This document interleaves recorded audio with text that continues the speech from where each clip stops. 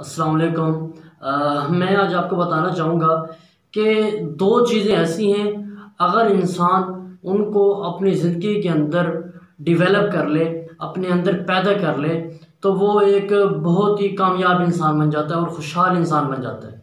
अब वो दो चीज़ें कौन कौन सी हैं? पहला उसका अखलाक और दूसरा इंसानियत है। अखलाक क्या है? दुनिया के अंदर इखलाक ही एक ऐसी चीज़ है जिससे इंसान अपने दुश्मन को भी जो है ना दोस्त बना लेता है। और मैं कहता हूँ कि अगर बंदे के पास कुछ भी नहीं है, दौलत नहीं है, कुछ भी नहीं है, माल जायदाद नहीं है, अगर उसके पास तालीम भी नहीं है लेकिन तरबियत अच्छी है, उसका अखलाक अच्छा है, तो वो बंदा किसी भी जगह पर जो है ना नाकाम नहीं होता, वो बंदा कामयाब होता है। और इसी इखलाक से ही जो है ना इंसान की पहचान होती है, उसके ख़ानदान की पहचान होती है। अब मैं कहता हूँ कि अगर आप कहीं चले जाएं तो आपसे ये नहीं पूछा जाएगा कि आपकी तालीम कितनी, आपने बीए की है, एमए की है, एमफिल की है, पीएचडी है, डॉक्टर हैं, इंजीनियर हैं, ये कोई नहीं पूछता।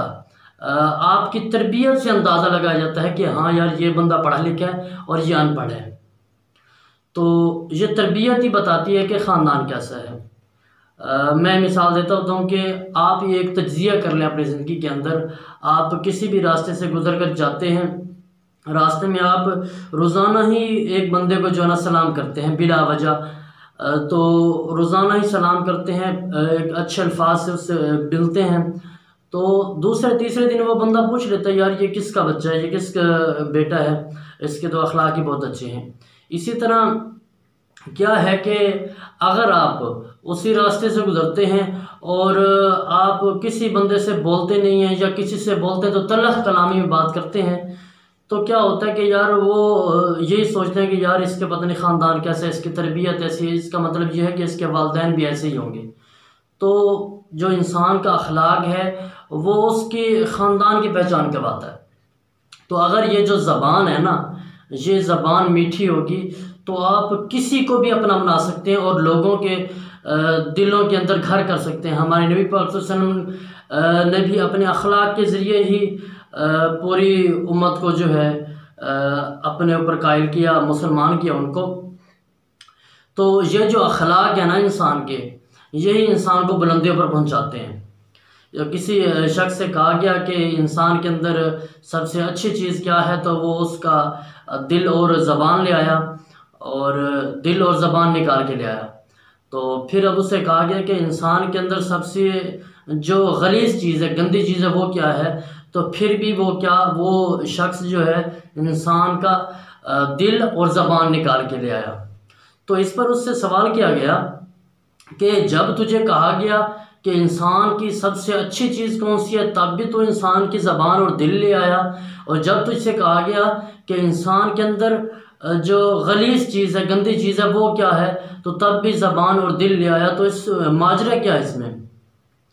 तो उस शख्स ने जवाब दिया कि अगर इंसान की ज़बान और इंसान का दिल ये दोनों ठीक होंगे तो पूरा का पूरा इंसान ही ठीक है। अगर इंसान की ज़बान और दिल साफ़ नहीं है तो फिर इंसान बिल्कुल गलीज़ है। तो ये जो अखलाक है ना, यही अखलाक कहते हैं ना कि हर कोई अपने अखलाक की कमाई खाता है। तो ये नहीं पूछा जाएगा कि आप डॉक्टर हो, इंजीनियर हो। मैं कहता हूँ अगर आप डॉक्टर हैं, इंजीनियर हैं, पीएचडी की हुई है, मास्टर किया हुआ है, डबल मास्टर किया हुआ है, कोई फ़ायदा नहीं अगर आपके अखलाक अच्छे नहीं हैं। दूसरी चीज़ क्या है? दूसरी चीज़ इंसानियत है। इंसानियत क्या है? मैं ये बताऊंगा कि एक चीज़ होती है शख्स, आदमी, एक वो आम आदमी है, उसे हम आदमी कहते हैं, शख्स कहते हैं। उससे क्या मुराद है? एक आम आदमी को एक आम शख्स आदमी कहते हैं, और एक ऐसा आदमी जिसके अंदर इंसानियत मौजूद हो उसे इंसान कहते हैं। ये आपका कंसेप्ट क्लियर हो गया। हम ये बात समझते हैं कि हम इंसान किसे कहते हैं या आदमी किसे कहते हैं, एक ही बात है। नहीं, मैं ये कहता हूँ कि शख्स या जिसे हम जो है एक शख्स कहते हैं, वो शख्स अलग चीज़ है, इंसान अलग चीज़ है। एक आम आदमी को हम एक शख्स कहते हैं। इसी तरह अगर उस आदमी के अंदर इंसानियत है, दूसरों के लिए दुख दर्द है, तो उससे हम इंसान कहते हैं। अब इस कायनात के अंदर अल्लाह ताला ने इंसान को बनाने का मकसद यही था कि वो खल्क़ खुदा के काम आ सके। मैं यहाँ पर कहना चाहूँगा कि दर्द दिल के लिए पैदा किया इंसान को, वरना तात के लिए कुछ कम न थे करो बयां। अल्लाह ताला ने इंसान को इंसान के लिए, दर्द दिल के लिए, उसकी मदद करने के लिए पैदा किया है, वरना अल्लाह ताला को हमारी इबादत की कोई ज़रूरत ना थी। और वैसे भी हकूकुल्लाह और हकूकुल इबाद के बारे में सवाल होने हैं, तो अल्लाह ताला ने हकूकुल्लाह तो वो चाहे तो माफ़ कर सकता है, लेकिन हकूकुल इबाद में से अगर किसी के हकूक़ हमने नहीं दिए तो जब तक वो बंदा माफ़ नहीं करेगा तो अल्लाह ताला भी हमें माफ़ नहीं करेंगे। इसी तरह ये जो इंसानियत है ना, कहते हैं ना कि इस दुनिया में हर कोई अपने लिए तो जीता है, ज़िंदगी का मकसद औरों के लिए जीना है। तो इसी तरह एक और बात मैं कहना चाहूँगा कि अगर एक मुसलमान अपने दूसरे मुसलमान भाई के हालात से बाखबर नहीं है, उसे उसकी कोई खबर नहीं है, तो उसे जीने का कोई हक ही नहीं है। तो ये इंसानियत है। मैं इंसानियत की एक मिसाल देना चाहूँगा कि आपने वो उसे तो जानते होंगे, अब्दुल सत्तार ईधी साहब को। तकरीबन हमारे मुल्क का हर बच्चा अब्दुल सत्तार ईधी को जानता है। अब्दुल सत्तार ईधी कराची के रहने वाले थे और वो कपड़े का कारोबार करते थे। एक दिन मामूल के मुताबिक वो कराची में आए बाज़ार में कपड़ा ख़रीदने के लिए।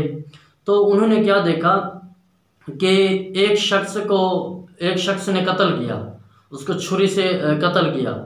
तो उन्होंने देखा कि लोग खड़े हुए तमाशा देख रहे हैं, वीडियो बना रहे हैं, जैसा कि आज हमारे यहाँ माहौल बन चुका है। तो उन्होंने सोचा, उन्होंने कहा कि इस दुनिया में 3 तरह के लोग बसते हैं। पहली किस्म के लोग वो हैं जो दूसरों को कत्ल करते हैं। दूसरी किस्म के लोग वो हैं जो उसका तमाशा देखते हैं। और तीसरी किस्म के लोग वो हैं जो उनकी मदद करते हैं। और अब्दुल सत्तार ईधी साहब ने जो तीसरी किस्म के लोग हैं तो उनमें शामिल होने का अपना एक अज़म कर लिया। तो उन्होंने जो पैसे ले आए थे तिजारत के लिए, उसी पैसे से एक जो है एम्बुलेंस खरीदी, और इसी तरह वो एक फ़ोन ख़रीदा, सेल फ़ोन। और वो अपनी गाड़ी के ख़ुद ही ड्राइवर थे, ख़ुद ही ड्राइव करते थे। और उन्होंने अपनी ज़िंदगी का मालूम बना लिया था। वो सोते थे तो अपने जो तकिया था, तकिया के नीचे मोबाइल रख देते थे, और जब भी किसी का फ़ोन आता तो वो चले जाते, उसकी मदद करते।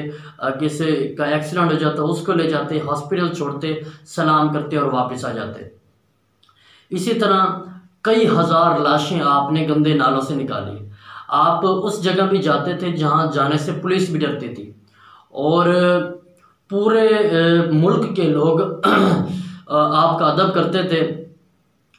आपने एक गला ख़रीदा और उसको रख दिया, लोग अपनी जो फालतू रेज़ गाड़ी बच जाती थी उसको उस डब्बे में डाल देते थे। तो आपने 2001 तक आपने गंदे नालों से तकरीबन 8000 लाशें निकाली और 16000 यतीम बच्चों की परवरिश की, और इसी तरह कई बच्चों की शादियां करवाई। आज अब्दुल सत्तार ईधी हमारे साथ मौजूद तो नहीं है, इस दुनिया से चले गए, लेकिन उनके बनाए हुए कई इदारे फाउंडेशन के काम कर रहे हैं, इंसानियत की, खल्क़े खुदा की मदद कर रहे हैं। तो आज भी उनको जाना जाता है और उनको काफ़ी एजाज़ हासिल है। इसी तरह हमें भी चाहिए कि हम दूसरे मुसलमान भाई के काम आएँ। इंसान को पैदा ही इसलिए किया गया है कि वो दूसरे इंसानों की मदद करे, उनके काम आए।